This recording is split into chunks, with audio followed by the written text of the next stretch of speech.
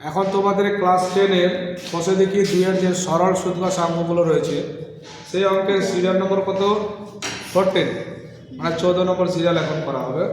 দেখো সবাই,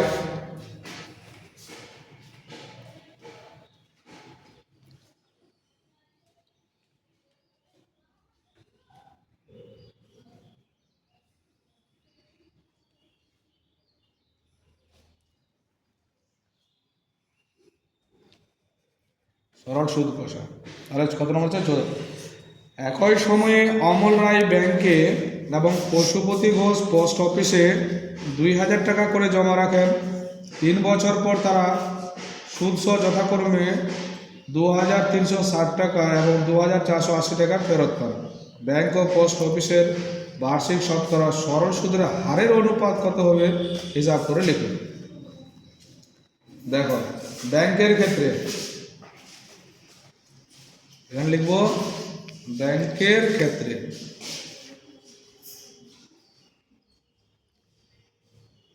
ব্যাংকের ক্ষেত্রে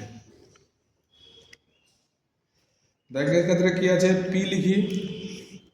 পি সমান কি হলো, মানে আসল যেটা 2000।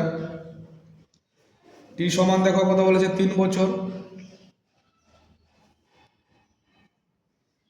আচ্ছা, এবার এখানে দেখো আর সমান তাহলে কি হচ্ছে জিজ্ঞাসা, মানে সুদের হার কত, ঠিক আছে।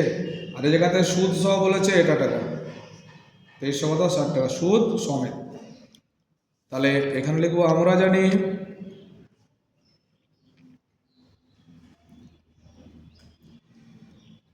আই সমান পিটিআর বাই 100।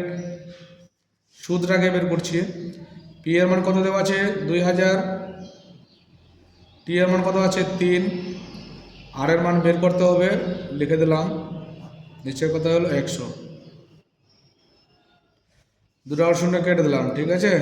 তাহলে কত হলো 20 দিনে কত হলো 60, আর এটা টাকা। এটা কি হলো, সুদ বের হলো, ঠিক আছে।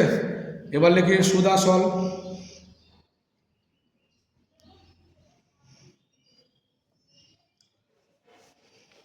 সুদ আসল তাহলে কি হলো, এটা হলো সুদ, আর আসল কত হলো 2000। এটার সঙ্গে যোগ যাবে না, যেহেতু এখানে এর সঙ্গে কি আছে আর যুক্ত আছে, শুধুমাত্র লিখে দিতে হবে কি এটা টাকা। এবার বইয়ের মধ্যে দেখো ব্যাংকের ক্ষেত্রে 2360 টাকা বলেছে, তাহলে প্রশ্ন অনুসারে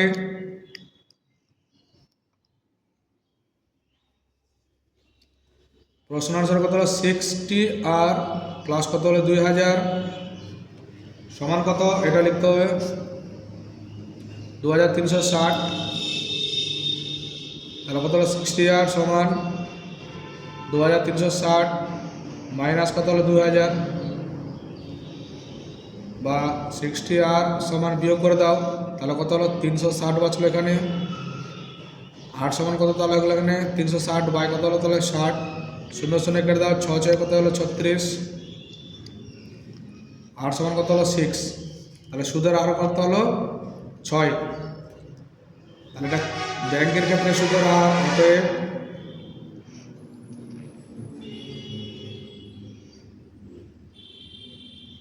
ব্যাংকের ক্ষেত্রে সুদের হার 6%। আচ্ছা, এবার চলে আসবো পোস্ট অফিসের ক্ষেত্রে। এখানে লিখবো কি পোস্ট অফিসের ক্ষেত্রে।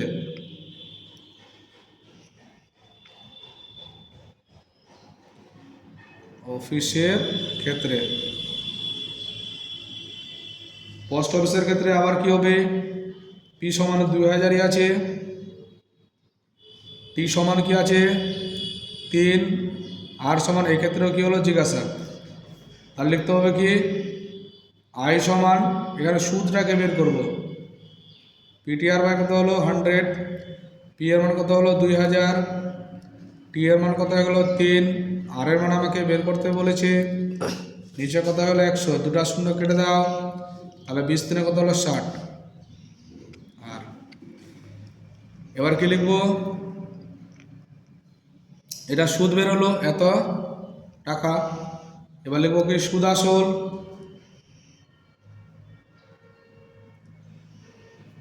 তাহলে কত হলো 60R প্লাস আসল কত হলো 2000, এটা গেলো সুদ আসল এত টাকা। এবার বইয়ের মধ্যে বলেছে সুদ আসল কত 2480 টাকা। তাহলে লিখবো কি প্রশ্নানুসারে, মানে এটা দ্বিতীয় প্রশ্নানুসারে, তার কত হলো 60R প্লাস কত হলো 2000 সমান 2400 কত আছে 80, বা 60R এখন সাইন চেঞ্জ করো, 2480 মাইনাস কত হলো তাহলে এখানে 2000, তাহলে কত হচ্ছে 60R সমান বিয়োগ করো 400 কত হলো 80, বা আর সমান কত তাহলে হলো 480 বাই হলো কত 60, 0 0 কেটে দাও 6 48, বা আর সমান কত হলো 8। তাহলে পোস্ট অফিসের ক্ষেত্রে সুদের হার, অতএব